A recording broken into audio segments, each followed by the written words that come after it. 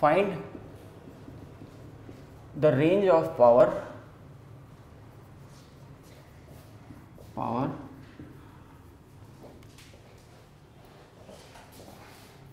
for a healthy human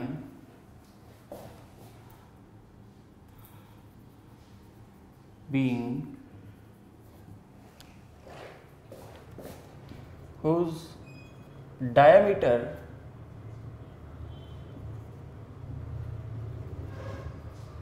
of eye is 2.5 centimetre. Healthy human being का मतलब है infinite से लेकर के डी तक देख सकता है। तो हमें उसके पावर की बतानी है कि वो किस रेंज से फोकल लेंथ कहाँ से कहाँ तक वेरी कर रही है उसकी। तो देखते हैं, ये आई, ये आंख मिटा देता हूं मैं थोड़ी देर के लिए, यही है आंख। आपके लिए तो ये एक लेंस है और एक स्क्रीन, और आपसे उसने बता दिया है कि ये जो डायमीटर ऑफ आई है, मतलब ये जो डिस्टेंस है, दिस इज 2.5 सेंटीमीटर। ठीक है, तो बस फोकल लेंथ बताना है, रेंज ऑफ फोकल लेंथ। तो बहुत आसान है। सबसे पहले हम देखेंगे फार पॉइंट।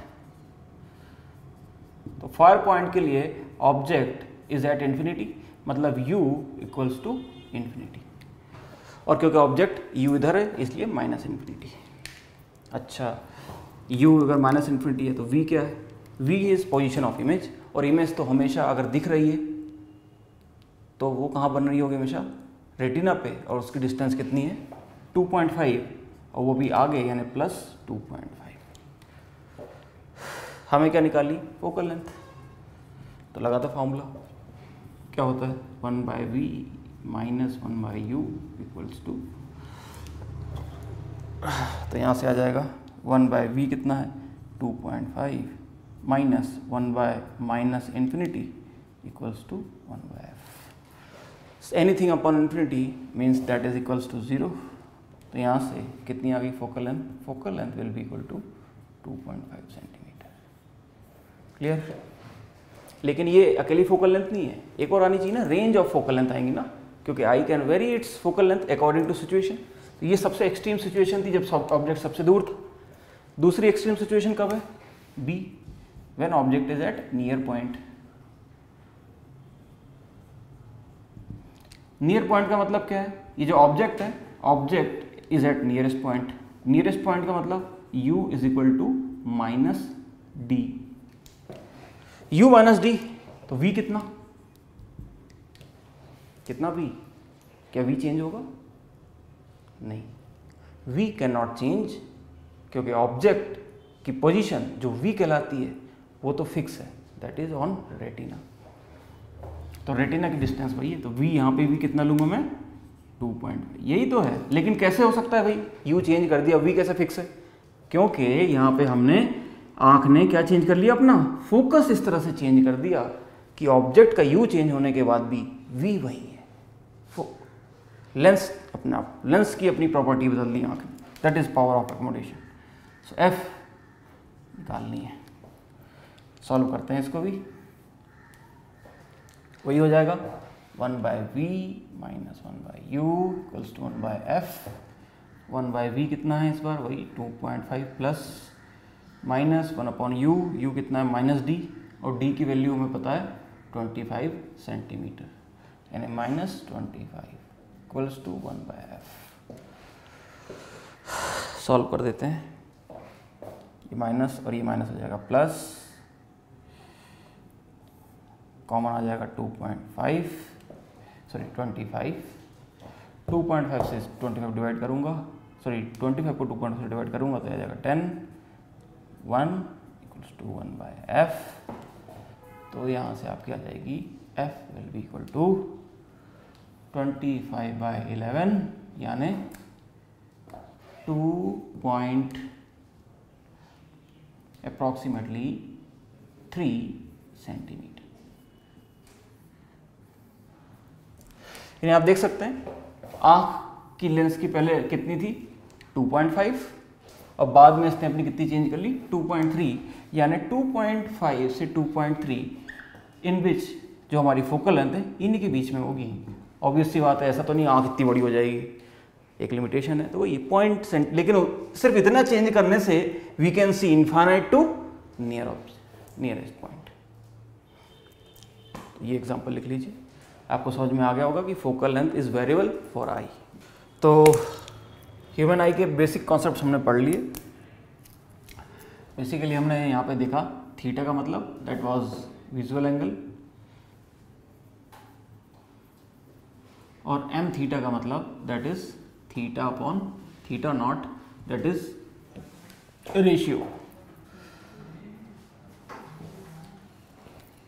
ठीक है, human I.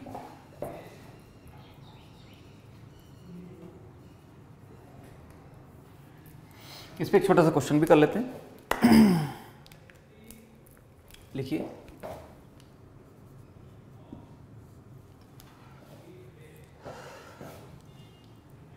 two persons standing in front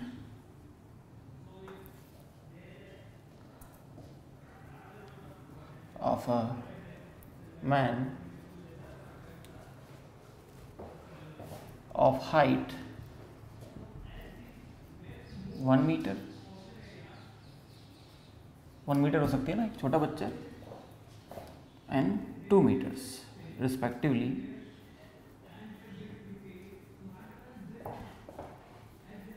at the distances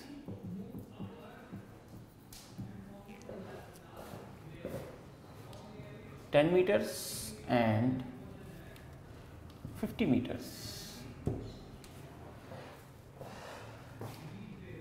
Which of the two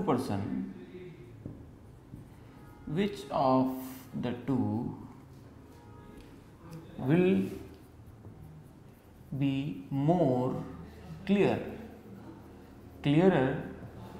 to the man? कौन सा उसे ज़्यादा क्लियरिटी से दिखेगा, छोटा वाला या बड़ा वाला? तो क्लियरिटी उसी की ज़्यादा होगी जिसकी इमेज रिटेन में बड़ी बनेगी। इमेज जिसकी बड़ी बनेगी उसका थीटा बड़ा होगा, ऑब्वियस सी बात है। यानी क्लियरिटी इज मोर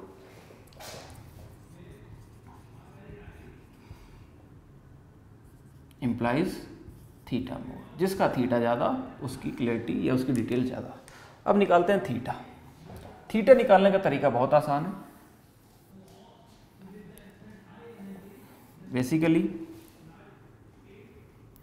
ये ह्यूमन बीइंग, इसकी पर्टिकुलर हाइट, ये डिस्टेंस, ये एक्स और ये, तो बेसिकली आप देख सकते हो कि यहाँ पे जो एंगल बन रहा है ये थीटा बेसिकली जो आँख के अंदर बन रहा है ये अप्रॉक्सीमेटली, ये बाहर वाला एंगल भी तो वही होगा।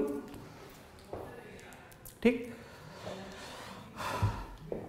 तो ये एंगल निकालने के लिए बेसिकली मैंने आपको वहाँ पे हिंट दी थी कि ये थीटा बहुत छोटा होता है and it can be approximately equal to tan theta, और tan theta in this case will be equal to height upon distance, height of man upon distance of man from eye या from human man. कितना हो जाएगा वो h/x। तो ये चीज़ मुझे बताने के लिए आपको बोलना था, वहाँ से लाइन खींचो, थीटा निकालना बहुत आसान होता है। तो आ जाएगा यहाँ से थीटा 1, पहले वाले आदमी का कितना है, हाइट है 1 मीटर और कितना दूर खड़ा है वो 10 मीटर्स। तो कितना है ये, कितना इसने थीटा बनाना है 0.1। थीटा 2, हाइट कितनी है उसकी 2 मीटर, डिस्टेंस कितनी है 50 मीटर्स। तो इसका एंगल कितना आएगा 0.04। तो एक 0.1 है, एक 0.04 है। तो clearly theta 1 is greater than theta 2 यानी जो छोटा बच्चा है जिसकी हाइट 1 मीटर थी, ही इज़ मोर क्लियर, उसके बारे में ज़्यादा डिटेल्स दिखेंगी। ऑब्वियस सी बात है 10 मीटर और 50 मीटर, भले ही उसकी हाइट डबल है तो क्या हुआ, 50 मीटर दूर है, उसकी डिटेल्स कम दिखेंगी। डिटेल्स देखने का तरीका वही, तो height of man upon distance of man, वो tan थीटा आता है, लेकिन क्योंकि थीटा स्मॉल है तो tan theta can be directly tan।